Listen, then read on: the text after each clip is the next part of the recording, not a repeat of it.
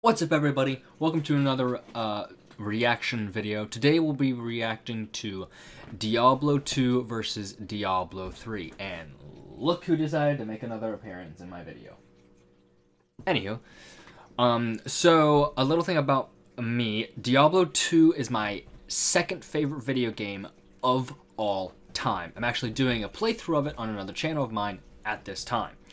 But I don't know what this video is technically about. I mean, obviously it's Diablo 2 versus Diablo 3, and I am extremely passionate about how good Diablo 2 is versus how much Diablo 3 sucks cock. So we are going to see what this video has to say about 2 versus 3.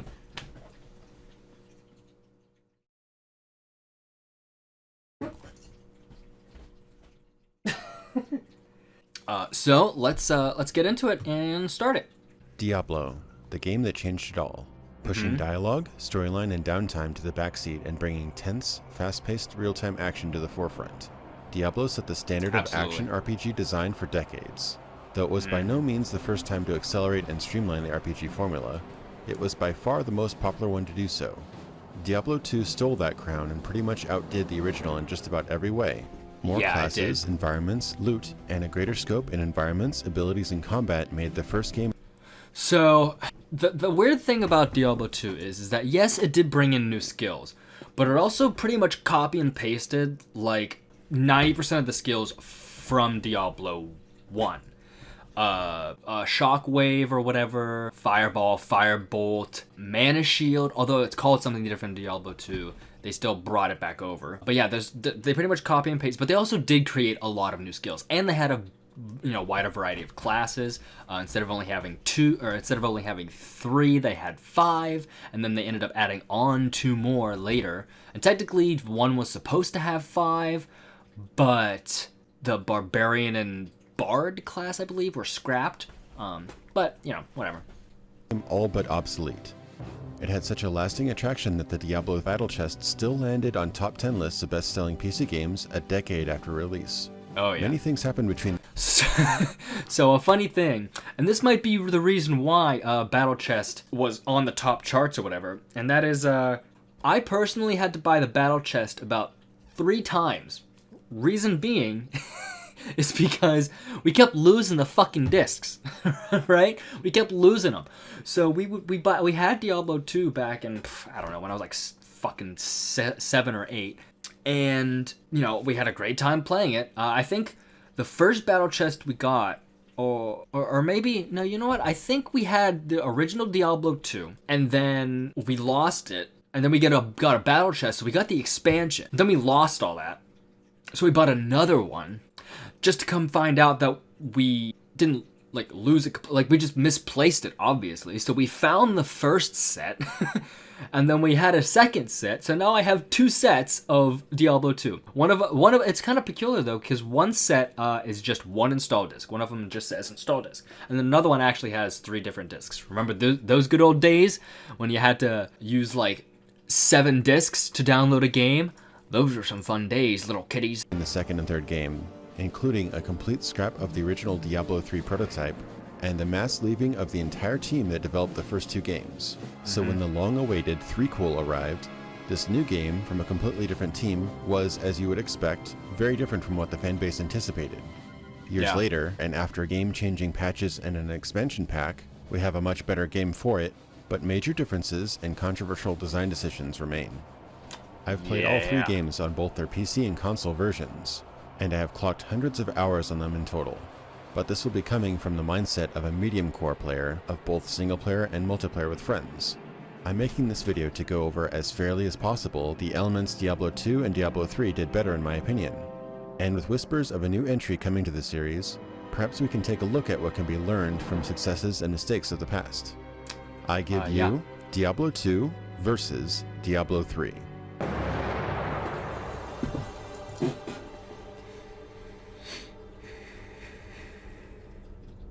Okay, yeah, come on, get on with it.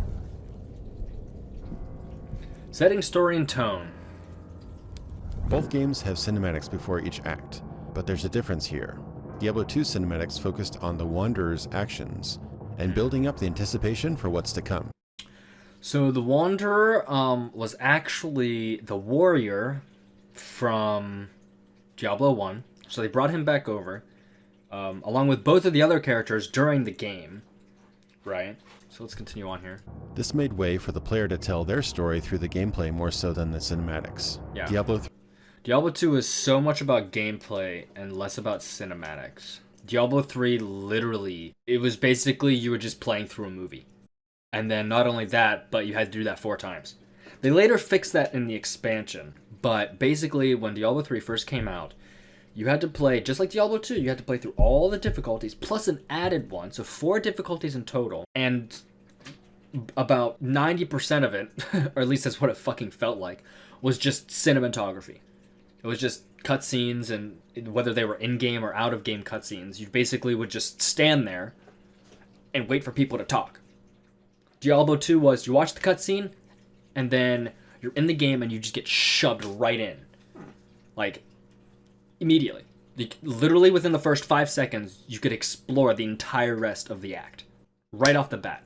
Diablo 3, you come out of some random fucking cave. You don't even know where you come out from, now that I think about it. Like, you really just don't. At least it doesn't seem like it, I don't think. And then you just walk like 5 feet and all of a sudden you can't... Not only are you barricaded from going forward, but you can't even get into the town because you have to help him kill some zombies. Woohoo, big fucking... I want to explore. That's what Diablo is all about, is exploring. And they just fucked that all up. They just... And when the game first came out, they just completely threw out fucking procedural generation. Like, every single map was set, and it still technically is, except in adventure mode, you know, you have like some dungeons or whatever that you can, you know, go through that are procedurally generated, but they didn't have that until Reaper of Souls came out. Diablo 3's story was brought to life by beautiful cinematics, sadly focused on Leah's disparate story, which after lots of character development was a letdown when she became the titular antagonist in the surprise Act 4. Yeah, not only that, Leah, not an interesting character. No one really fucking cares. She's the nephew of Deckard Cain. And then Deckard Cain dies by a fucking butterfly. You know, like, I don't think people were upset that Cain died. It's because he died by a goddamn purple butterfly. Like, plus, just the thought of a giant fucking purple butterfly in a horror game is just fucking stupid. Though both games feature solid and well-produced soundtracks, most gamers would agree that Matt Ullman's haunting, high-reverb combination of soft it's a horror game. low piano keys, and famous guitar riffs of the first 2 games is Diablo incarnate. While turning the music off for Diablo 2, I noticed something interesting. I could hear a draft of wind in some areas, faint screams and echoes of things off in the distance, the patter of footsteps all around the environment. Yeah, it had atmosphere. It had a certain horrific atmosphere that you could really feel and hear. And it just added to the overall gameplay. And the slight burning sound of a nearby torch. All these things are minor overall, but really added a sense of space and atmosphere to the game. Diablo 2's tone was pitch black. Reading about the horror stories and untold evils that have plagued the world many times over, stories of baths of virgin blood, gore-painted arenas, and putrid enemies. The sense of lingering horror was paramount. Yeah, like frickin', you know, putrid enemies. Like, these are literally hellspawn. They aren't fucking Teletubbies from fucking, where the hell are the Teletubbies from? ABC or something like that? I don't fucking know. But it ain't no goddamn Teletubbies. It's not Care Bears, right? Like, it's demons from the burning hells. Make the motherfuckers look like they just came from fucking literal hell. On the other hand, Diablo 3's tone is all over the place. You have biblical corruption yarns, loot goblins, fallen angels, and butterfly witches. The graphic style also clearly took some visual cues from the more pleasant and agreeable World of Warcraft graphics, with rounder shapes. Yeah, it was super World of Warcraft. I never really played World of Warcraft, and I'm really just reiterating what like everybody else says. But yeah, Diablo 3, just its color palette, like if you take Diablo 2's color palette and then just like add 20 brightness on like the side on the scroll bar, Diablo 2 was set to like 20 gamma. Diablo 3 is set to like 50 by default. Brighter colors and softer edges. And so it came to pass that the Countess, who once bathed in the rejuvenating blood of 100 virgins, was buried alive. And her castle, in which so many cruel deeds took... So, just during this reading, this is optional. 100% optional. You didn't have to have lore shoved down your throat. Matter of fact, for probably the entire time that I played Diablo 2, I barely knew the lore. Barely. It wasn't until I got older that I was like, maybe I should actually, like, fucking learn how to do that, learn this fucking lore. Like, I didn't care. And then because all this stuff was optional, so I didn't have to. I just played through the game and had fun. But like I said, Diablo 3 was just a cinematic experience. You literally could not escape 90% of the game. 90% of what they were trying to tell you in a story. Place fell rapidly into ruin. This is half the reason. I have ADHD. I don't got time to sit here and wait until this guy... I think... Is that... No. Is that... Wait. Yeah, I think it's your character that speaks that. So I think that's the necromancer speaking that. But it's like, I have ADHD. And it's even worse when you're a kid. Like, every kid basically spawns with ADHD. And then it's not until later that you find out that, oh, it wasn't actually ADHD. You were just, a kid being a kid. But I actually have ADHD. So I can't fucking focus on anything. So I didn't want to wait, 30 seconds to wait for this to do its thing. Still buried alongside the rotting... But it adds the atmosphere. Sorry that I'm stopping so much, but I have a lot to say about this. With a thicker and more unique atmosphere, with a story that So stays yeah, out when of are your Diablo way, 2? Diablo 2 I feel like that's going to be a one trend hands for down. this entire video. Scarcity versus streamlining. Always a focal point of the Diablo series, loot could be found in chests, be bought at stores, or drop off enemies with thousands of combinations of magical effects. I feel the rarity and power algorithm in Diablo 2 was just about right, where rare and legendary items were just uncommon enough to seem valuable, but not too frequent so as to lose importance and become boring. You could also penny pinch, sell items at stores and save up to buy a good item at the shops or gamble on an item of unknown value at certain vendors. Conversely, Diablo 3 started out downright loot-starved in its original release. After playing it for dozens of hours, I never organically received a single legendary item, only to go buy a few in the broken economy of the auction house. Blizzard later realized the error of their ways and in my opinion overcorrected that. They killed the auction house and made item drops way more generous, making it commonplace in later levels to see 2, sometimes 3 legendaries drop off a single creature.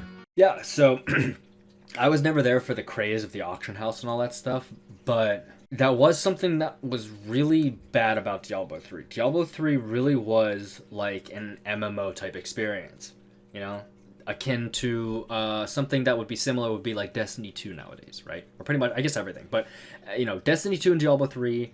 So basically, like in Destiny 2 and in Diablo 3, when you first start out, all that drops are white and maybe blue items. That's it. Then maybe you get to level 5 or 10, and then like some yellows start dropping every once in a while, Even fighting bosses, early game, you might get like 1, maybe 2 rares, and then most of them are magical. But then you get to Act 3, maybe like mid, late 3 and 4, and all of a sudden legendaries start dropping. Now I will say, at least fighting the Butcher, I almost think he has a 100% drop rate. I'm not sure though, for his like Butcher knife thing or whatever, I guess. But yeah, it's really just like, and well, the analogy is that in Destiny 2, you only get whites for the first 5-10 levels. Then you start to get greens. Then you get a couple more levels and you start to get blues. And then after the blue craze is done, then you start to get legendaries. And then exotics and stuff like that. And then, legendaries can spawn a lot. Or whatever. Diablo 3 really... And Diablo 2, it really was complete luck. You could literally... If luck was on your side, I'm pretty sure... then again, I don't know if the drop table is correct with that. But I mean, essentially, if there was a low enough unique item... And they weren't called legendary. They were called unique and rare. Rare is yellow. Unique is the like yellowish. Set was green. So that stayed the same. But you could essentially walk out, kill your first enemy, and if luck was on your side, you could get a unique item, or at least a rare.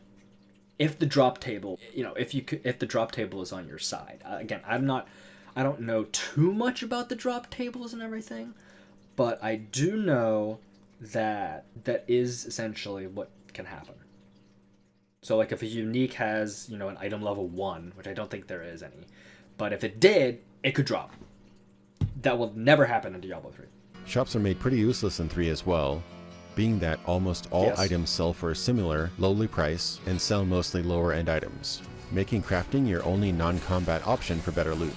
There were lots of little mechanics in 2 that were removed in 3, like keys to unlock certain chests and needing lots of time portal and identify scrolls. Yeah, so I mean, with the shops, I mean, like, when things could become absolutely useless late game, there's something wrong with your game, Diablo 2 is so perfectly crafted in the sense that even at level 98, you could probably still go to the shop, or at least gamble, you know what I mean? Like, there's no gambling in Diablo 3. Maybe not go to a shop, but you could at least gamble, right? That I count that as a shop, because you could buy the item for, I think it's 35,000, get whatever random thing you got, and you can get some really good items. You can get uniques from gambling. And then if it's not what you want, just sell it right back. Of having some sort of risk reward or trade for identifying items, and I stand by that concept as being a solid one, but after a while it does become rote. Diablo 3 removes these consumables, making the concept of identifying an item sort of pointless. Yeah, they just made Diablo everything 2 super had a easy. plethora of potions of all types and sizes, and there were also a couple of potions that were 2 words: resource management. pretty useless for the most part, such as ones for stamina and thawing.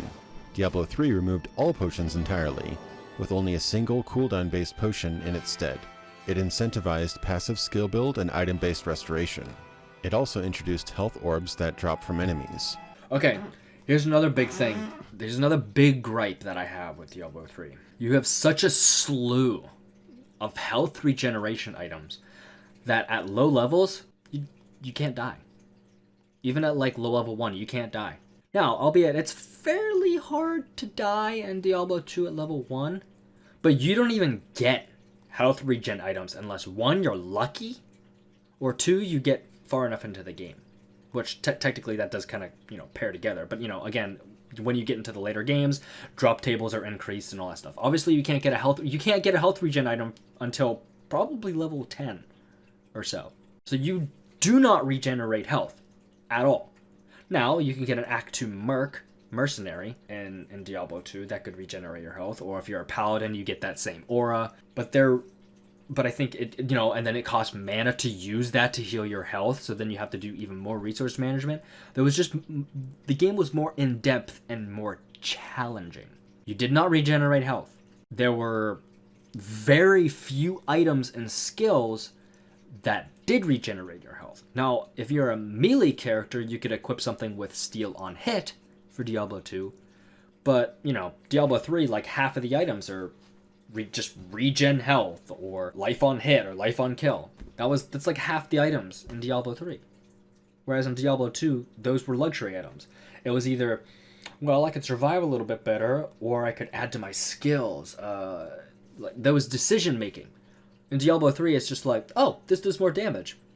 I'll put it on. Because odds are it probably has either the same stats, or stats that don't actually hurt me in pretty much any conceivable way. This arcade game-like design philosophy was stated during development interviews as well. Probably the most bewildering mechanic introduced in Diablo 2 was the stamina bar, or how I like to call it, the jog blocker. Very little was developed around it, so it really became a limiter to progression for no reason. Running drained stamina, whereas walking or waiting or drinking stamina potions refilled it. That's it. Pretty useless. Despite my misgivings, yeah, that skill was, that whole stamina bar was kind of stupid, but that's pretty much the only gripe that I have with Diablo 2. things with the loot system and the now pointless identification, I'd have to say this one overall goes to Diablo 3. What the fuck are you talking about? How in the fuck is this on the right better than this on the left? This takes away your decision making. This makes it so you're actually playing a game and not a farming simulator. Right? Like Diablo 2, both of the games, they're a dungeon crawler, loot-based game. It's loot farmer 2000 and Loot Farmer 20, I don't know, fucking 16 or whenever the fuck this stupid thing came out. One gives you decisions, the other does not. So this is not a win in Diablo 3. This is a win for Diablo 2 because it made an individual make choices and actually play the game and think instead of just click some buttons and ta-da, I win.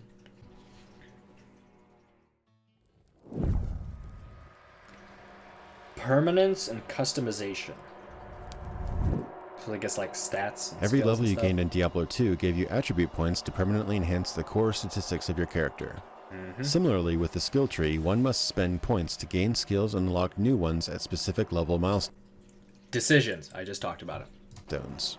Diablo 3 did away with choice of progression altogether, with only tiny improvements added late game with a patch, and made skills switchable on the fly once unlocked by level only. Yeah. This means that every character at each level is more or less identical, save for loadout and equipment. So this is one aspect about Diablo 3. It's not that I hate it. I don't hate it because I think it's viable. Because I am someone that, you know, I get pissed off if I'm playing a game for the first time and I fuck up a build. You know what I mean? That's probably most people, right? And again, it goes into the sense of, you know, in Diablo 2, you had to understand the game. You kept playing. You fuck up a build, you die 1,000 times, and you're like, what do I do? Create a new character, make a different build. Diablo 2 brings you back to the game because you can always try out new things. Diablo 3, make one character, and you have all the builds at your disposal. Again, that is both a good thing and a bad thing. That is one of the very few things that I could swing either way on.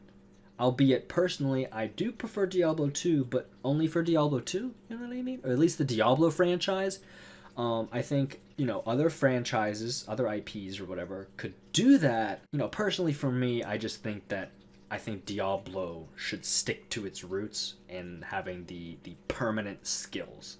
That way you actually have to play the game and understand the game, learn the mechanics, instead of just being able to switch everything on the fly. On one hand, the idea of experimenting with lots of active abilities, variants, and passives is good fun, and can keep combat and exploring your character's abilities fresh and fun.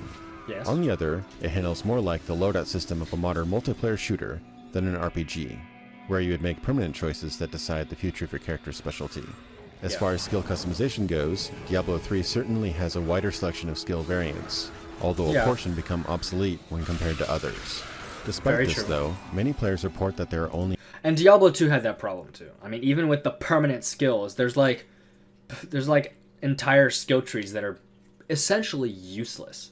At least late game. You know, even early game, they're just less powerful. It's as simple as that.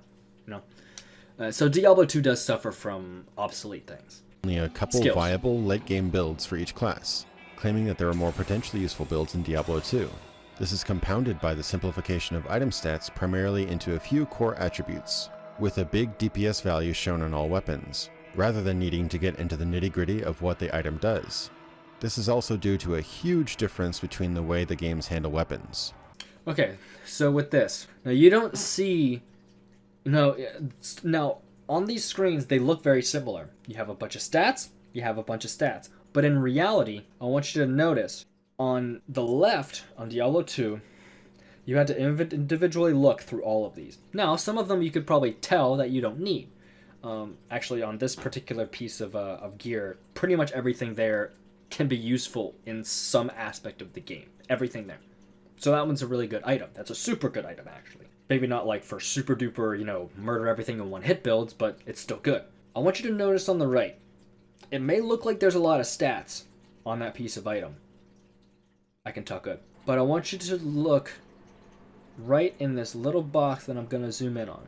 The stat changes if equipped. In Diablo 3, all you do until pretty much super ultra mega at the absolute end game, all you do is look at those. You don't look at what it gives you. You don't look at how much armor it gives you. You don't look how much strength it gives you. You don't look how much vitality, how much crit, how much life per second. You don't care about resistances. You don't care about any of that. If those numbers are bigger, you put it on. That's it. Until the end of the game. In Diablo 2, every item potentially could have a use. Every single item.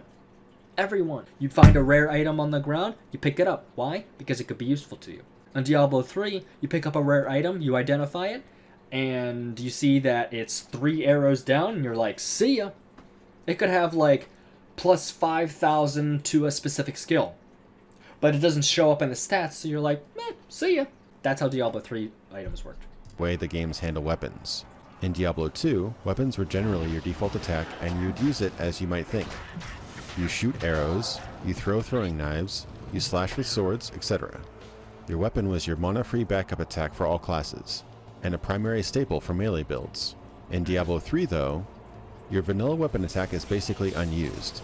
It is replaced by a growing set of mana-free abilities that turn what would be a bow and arrows into a jar of spiders, a spear into a lightning strike, a mace into a fireball. You get the idea.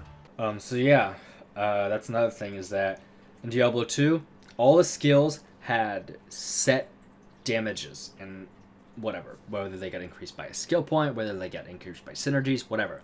In Diablo 3, all of your damage was based on your gear. All of it. You don't have gear, you don't have damage. Diablo 2, you could pretty much run through the game naked. It might be difficult, but you could do it, right? You might not have a super amount of damage because you don't have like plus skill gear or anything like that, and that was big and huge, but it was possible. It's not even possible in Diablo 3. It is replaced by a growing set of mana-free abilities that turn what would be a bow and arrow. And also the fact that I was going to mention that in Diablo 2, you really don't use, your melee attack, you just use skills. But the difference is that you still have the option to, right?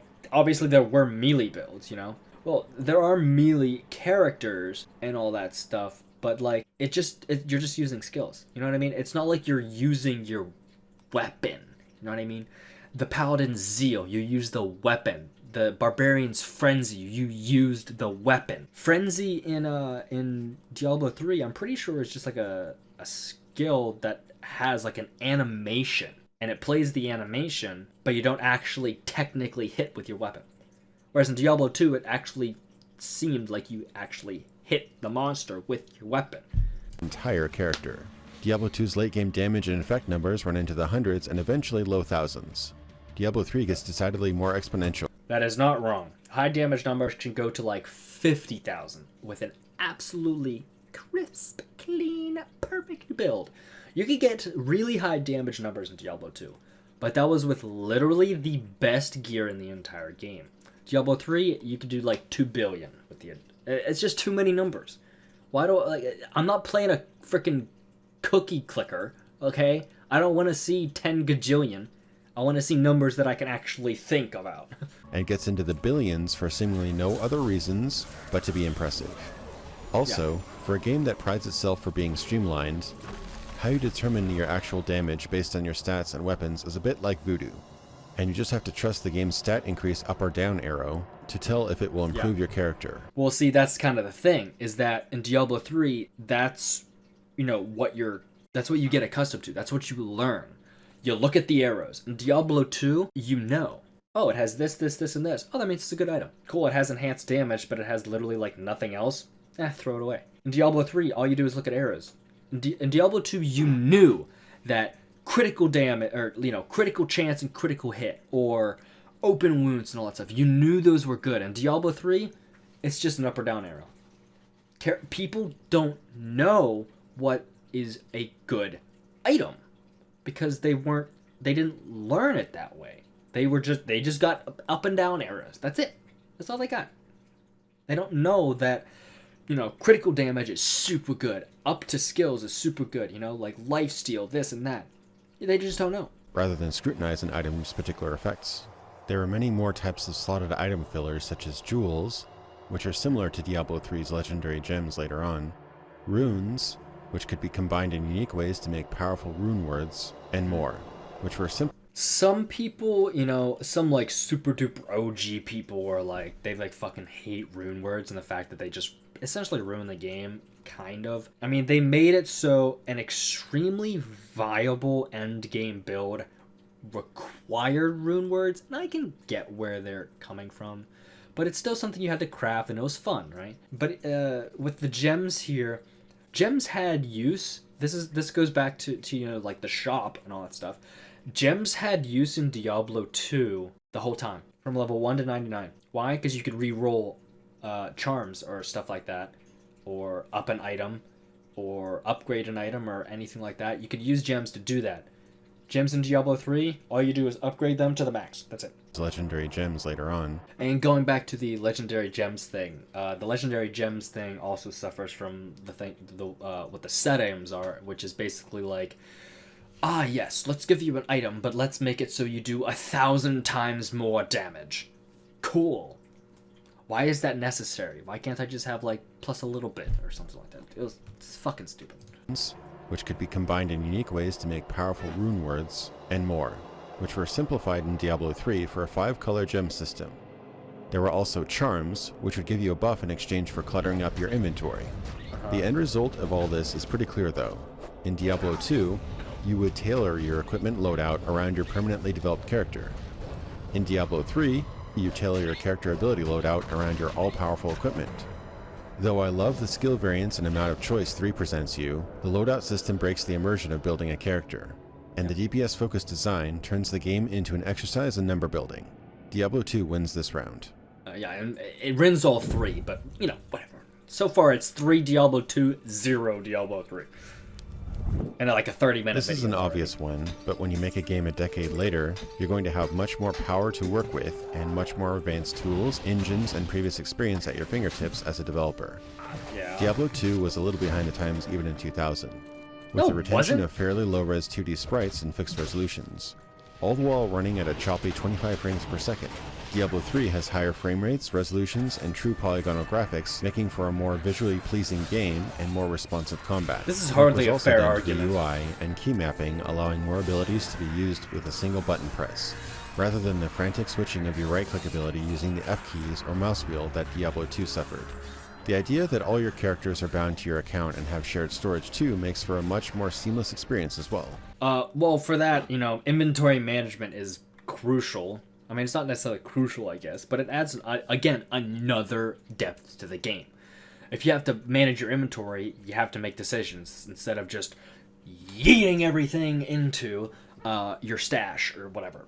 Now, the shared character inventories, they could have had a shared stash in Diablo 2, but, whatever. Diablo 3's always-online nature defended against cheaters much better, but because of that, it cannot be played offline even if going it solo.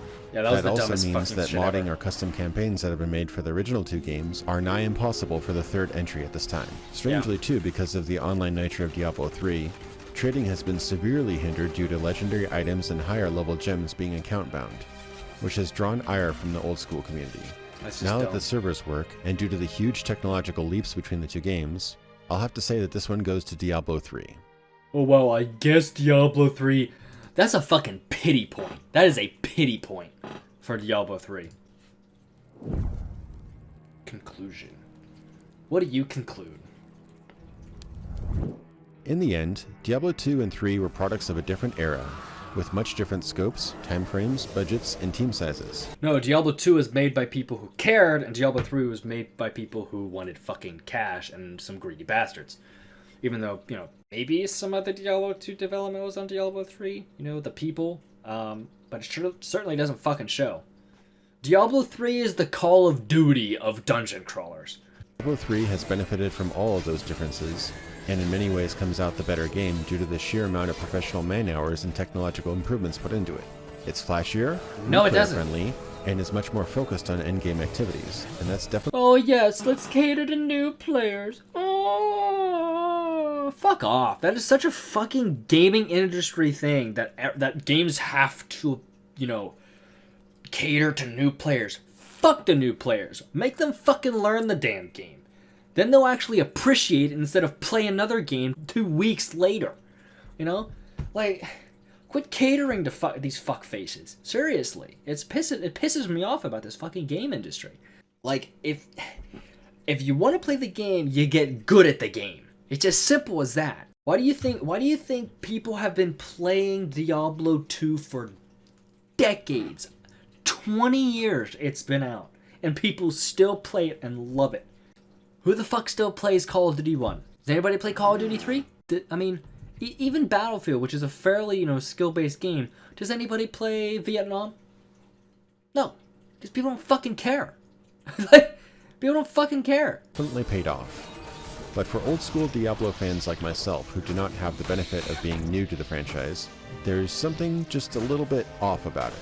Is it the glossy, feel-good sheen it has, ignoring its grimmer roots? Is it the self-aware loot frenzy the game has evolved into, where it's become a grab bag game for shinies? Or is it the fact that the eccentricities and technicalities of ability, item, and stats have been worn down and polished to a point where you just have to chase the big DPS values and increase the sea of damage numbers to survive? Whatever it is, the reality is pretty clear to me that the game I'd recommend to new players would undoubtedly be Diablo 3, as it is technically proficient, streamlined. Again, fuck the new players. Make them learn. Make them suffer.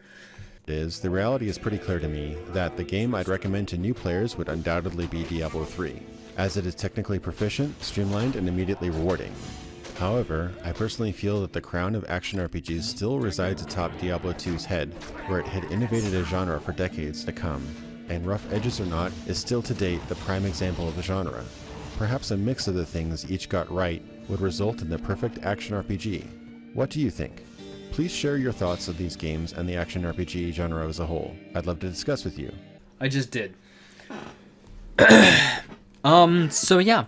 That was Diablo 2 versus Diablo 3. This is gonna be a long ass video, but like I said at the beginning, I am fucking passionate about this shit. What's my conclusion? Diablo 2 is great and one of the best video games made of all time, and Diablo 3 can suck my dick. Like I said, there's about 2 things that Diablo 3 does right. Everything else, Diablo 2 fucking pisses on Diablo 3. Now, I will say, what's something that I could gripe about Diablo 2? One I said earlier was not all skills are viable. I mean, really all they have to do is do some rebalancing. Now, there has been a mod, Path of Diablo is a mod for Diablo 2 that does a lot of that rebalancing. It nerfs things like Corpse Explosion while increasing the damage. It nerfs Corpse Explosion and increases the damage of like summons. The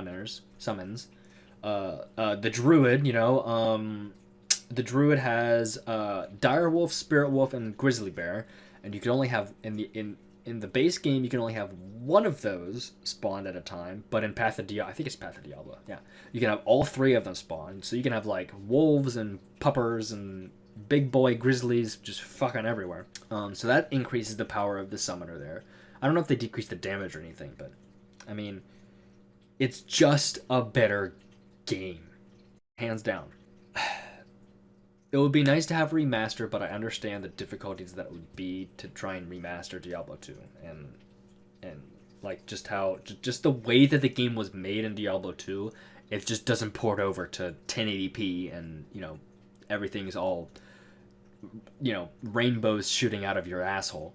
It's difficult, I get it. But I mean, if there's somebody passionate enough that is a game designer, not me, that could redo this franchise, or not the franchise, redo Diablo 2 and make it work at 60 frames, increase the resolution, make it so, the enemies react to the environment in a 60 FPS 1080p atmosphere and all that stuff, instead of an 800 by 600 resolution at 25 frames per second. If they could make it somehow do that, it'd be the best game probably ever made. I do have a number 1 best game of all time for me personally, but that's actually more of a personal thing because the game technically isn't that good, but I like it. So, but anyway, thank you so much for watching. I know this is probably going to be an extremely long video, like 25-30 minutes. But I got all of my gripes about Diablo 3 out and my love for Diablo 2. So I'll see you in the next video. Bye. And you, little missy, can say goodbye too, huh? Bye.